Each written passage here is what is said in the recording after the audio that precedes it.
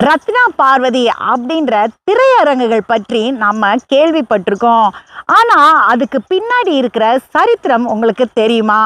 காமராஜர் முதலமைச்சரா இருந்த காலத்துல இந்த திரையரங்குகளை கட்டி முடிக்கிறதுக்கான அனுமதியை வாங்குறதுக்கு இந்த திரையரங்குகளுடைய உரிமையாளர்கள் அவரை போய் நேர்ல பார்த்தாங்க.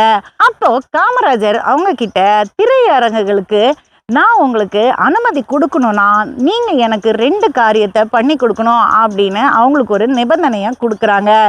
அதுக்கு ஏற்றாற் போல அந்த 2 திரையரங்கோட உரிமையாளர்களும் நாங்குநேரியில ஒரு பள்ளிக்கூடமோ முனஞ்சிப்பட்டியில ஒரு பள்ளிக்கூடமோ அமைச்ச பிறகு காமராஜர் கிட்ட போய் இந்த திரையரங்குகளை நடத்துறதுக்கு உரிமம் பெற்றுட்டு வந்தாங்க.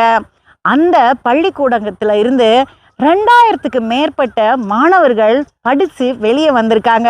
ஒரு தொழில் நடத்தணும்னா எனக்கு எவ்வளவு பணம் தருவேன்னு கேட்கிற அதிகாரிகள் மத்தியில காமராஜர் எப்பயுமே வித்தியாசமானவராக தான் இருந்தாரு. அதனால தான் அவரை கல்வி கண் திறந்தவர் அப்படின்னு சொல்றாங்க.